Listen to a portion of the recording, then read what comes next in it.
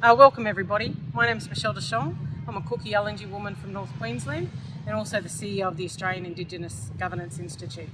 I'm pleased to be able to do this video today to launch the Governance Network as a partnership between Reconciliation Australia and the Australian Indigenous Governance Institute. I have had a long history of working in leadership and governance areas, and over the last couple of years have had the opportunity to travel to the United States, Canada and New Zealand to have a look at governance models of our Māori and First Nations colleagues.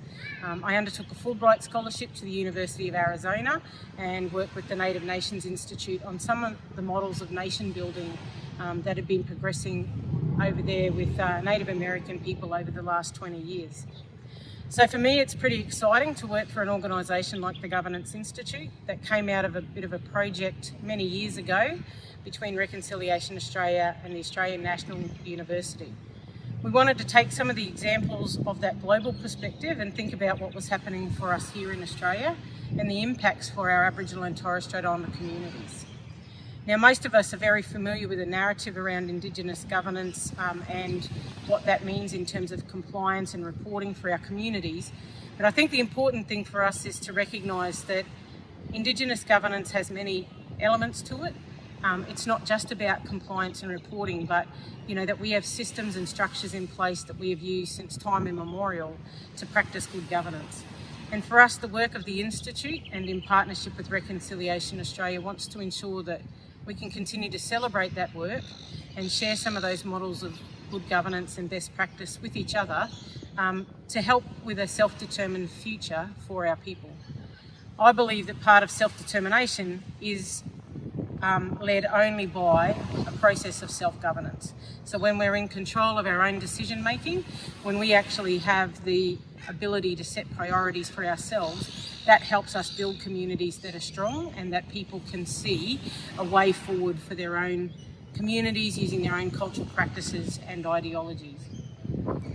So part of the reason that we've established this network is to be able to share some really innovative stories and ideas with our broader community, that through Reconciliation Australia and the Australian Indigenous Governance Institute, we deliver the Indigenous Governance Program, which includes things like the Indigenous Governance Awards every couple of years that celebrates the success of the way our communities are doing really well in some of these regards, using really innovative ways to adapt and change governance, thinking about cultural legitimacy and safety.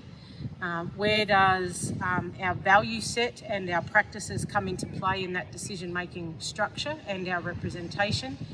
And also for us, what's that sustainability look like? How do we continue to frame a conversation that's driven by us, for us? AIGI's slogan is actually our people, our governance, our way. And I think that that captures the ethos of what we're trying to achieve out of this network. The network will be an online platform where we can create different forums for discussions, share information and best practice.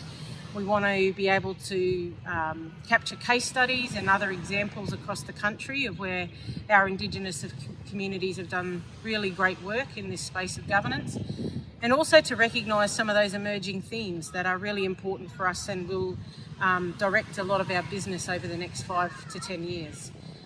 I think at the heart of that is some crucial conversations about our young people and how we're developing opportunities for succession planning, the use of technology in our governance practices and how we collect our own data to inform some of that decision making, I think are three of those key areas that I believe we'll see a lot of work evolve over that next period of time. The Australian Indigenous Governance Institute is also hosting the Indigenous Governance Conference at the end of the year, December 2020. And part of our plan in order to lead up to that conference is to run a series of webinars. As we all know, COVID has had a big impact on our communities and also our own organisation through the early parts of 2020. But one of the ways that we've tried to utilise this opportunity is to hear from First Nations people, both here in Australia and internationally, on the ways that our communities have responded through this COVID crisis. In particular in Australia, we know that our Indigenous communities showed very strong leadership and governance in order to protect the most vulnerable and to make sure that our communities were at the forefront of the decisions that they needed to make on what impacted them.